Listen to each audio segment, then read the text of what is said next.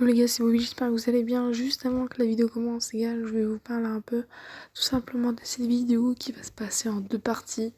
Alors, mes conseils sont bons pour monter champion, bien évidemment, mais ils ne sont pas utiles à tous. Donc voilà, pour certains, ça peut ne pas marcher. Mais bon, pour la plupart, ça marchera, je pense. Donc n'hésite pas à lâcher ton plus gros pouce bleu. Cette vidéo est une des plus travaillées de ma chaîne. Et voilà, je vais te laisser avec le reste. À plus. Yo les gars, maintenant je vais vous montrer des spawns tout simplement qui sont utiles presque à tous. Pas tout le monde arrive à monter champion, les gars. Il faut aussi un minimum de niveau. Hein. Et je vais vous montrer des spawns pour tout le monde. Donc je précise à la fin un résumé où je dis combien il y a de mecs et tout. C'est des spawns, il y a forcément des gars. Parce que bon loot, qui dit bon loot dit les gars, hein, c'est normal. Mais les gars, je vous présente ni mon spawn ou quoi, mais je vous présente des spawns que je connais qui sont quand même pas mal. Alors ici vous avez le skin en roqueuse de bot qui donne des quêtes pour danser sur la piste de danse pour pouvoir gagner sur Berlingo éventuellement si vous en avez besoin. Déjà c'est pas mal. La piste de danse qui est un super spawn, mais surtout avec sa décale qui est pour moi une des meilleures décales. C'est juste décale à cette maison avec le coffre mythique. Voilà, tout simplement vous avez le droit à un coffre mythique 2 games sur 3 il me semble, et vraiment c'est le meilleur coffre possible. Vous avez forcément une bonne arme. Pendant mon cas, j'ai eu un 1-4, c'est pas la folie d'abord pour un coffre comme ça. Donc voilà, donc déjà vous avez un très bon stop, mais il y aura forcément quelqu'un.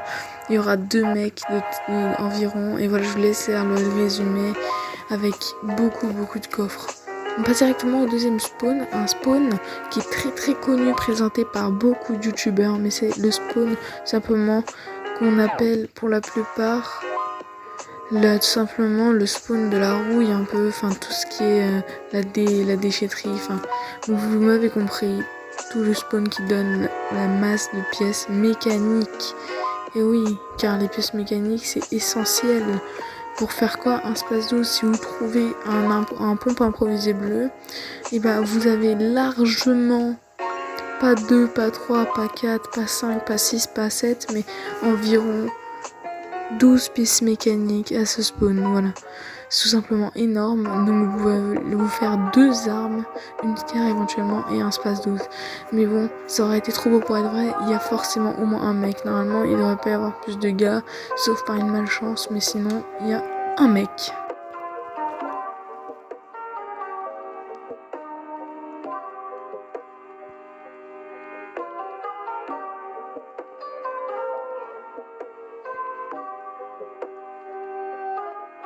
Là on passe simplement au spawn suivant les gars, c'est un spawn que moi j'appelle la flottille comme la plupart parce que ça nous rappelle des souvenirs. Et oui, la saison 3 de Fortnite avec la flottille, vous en rappelez pour la plupart. Et donc voilà, donc vous avez la tonne de bidons de shield, donc pas besoin de dépenser vos mini-potes. Et si les bidons de shield vous satisfaisent pas, pardon, vous pouvez tout simplement aller dans le lac de Storpy Swamp, simplement pour vous mettre full shield. C'est la manière la plus simple d'économiser votre heal, c'est en spawnant à cet endroit vraiment incroyable. Vous aurez une tonne de coffres, assez pour un spawn, même en duo, éventuellement en solo, c'est parfait. Mais par contre, vous serez forcément contesté. Je pense qu'il y aura au moins 1 ou 2 mecs à ce spawn, mais voilà, et vous pouvez décaler, au moins vous avez économisé tout votre shield, vous avez eu environ 5-6 coffres, il y aura le résumé de toute façon à la fin, et donc voilà, vous avez tout le spawn, là il y a éventuellement la cabane, et ça continue un peu.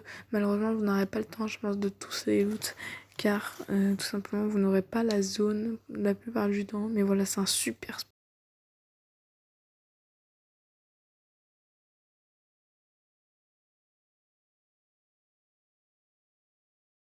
Alors là, vous allez m'insulter dans les commentaires. Ouais, Bobby, nanana, pourquoi la prise de décision? C'est complètement con ce que tu dis. Entre un pompe boum boum et un space 12, j'ai largement que j'ai plus de niveau, nanana. Et ben les gars, sachez que la plupart n'ont pas de différence de niveau entre les deux. C'est-à-dire que dans les 2 pompes, ils savent bien les jouer. Mais je vais les différencier. Il y en a un, c'est pour le box fight et un pour le build fight. Ça s'affiche directement à l'écran, voilà. Et à moins que vous ayez une aim de dieu, franchement, pour moi, le pom boum boum, c'est vraiment le meilleur pompe en box fight. Et en lutte fight, vu que le pompe tire une balle par une balle, le spasme est mieux.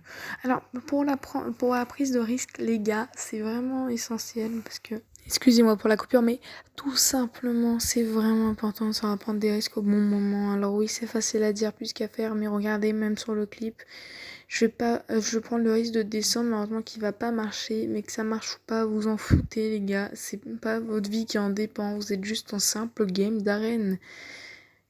Et bon, si vous prenez pas de risque, vous améliorerez jamais. Si vous campez dans des bush pour être champion, c'est bien beau, mais vous allez vous faire botter le cul.